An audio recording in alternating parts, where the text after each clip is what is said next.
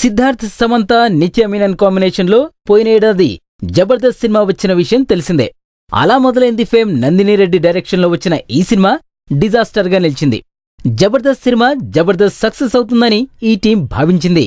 కానీ ఫలితం అందుకు విరుద్ధంగా రావడంతో సిద్ధుతో పాటు సమంత, నిత్య కూడా బాగా అప్సెట్ అయ్యారు. జబర్దస్త్ సినిమా తర్వాత తెలుగు సినిమా ఇండస్ట్రీపై అలకతో సిద్ధార్థ్ ఇప్పటివరకు మళ్లీ కనిపించలేదు.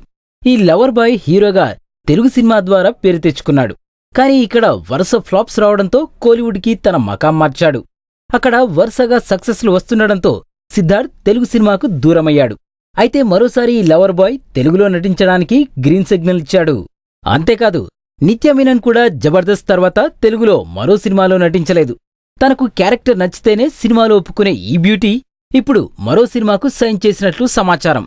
ప్రస్తుతం శర్వానంద్తో మళ్లీ ఇది రాని రోజు, గుణశేఖర్, రుద్రమదేవి సినిమాలో నటిస్తున్న నిత్య టాలీవుడ్లో మరో కొత్త సినిమాకు ఒప్పుకున్నట్లు తెలుస్తోంది.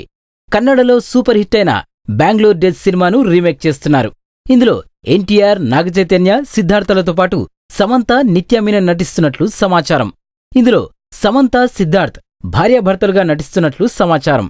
రియల్ లైఫ్లో కూడా ప్రస్తుతం ఈ జంట ఓ ఇంటివారు కావాలని ఎప్పటినుంచో ప్లాన్ చేసుకుంటున్నారు. ఈ సినిమాను దిల్ రాజు నిర్మిస్తుండగా బొమ్మరిల్లు ఫేమ్ భాస్కర్ డైరెక్ట్ చేస్తున్నాడు. ఒంగోలు గిత్త తర్వాత భాస్కర్ డైరెక్ట్ చేస్తున్న సినిమా ఇదే కావడం విశేషం.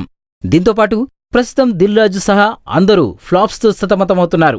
ఈ క్రమంలో వస్తున్న ఈ రీమేక్ మూవీ వీరందరినీ ఫ్లాప్స్ నుంచి సక్సెస్ ట్రాక్ ఎక్కిస్తుందని ఈ టీం మంచి నమ్మకంతో ఉంది.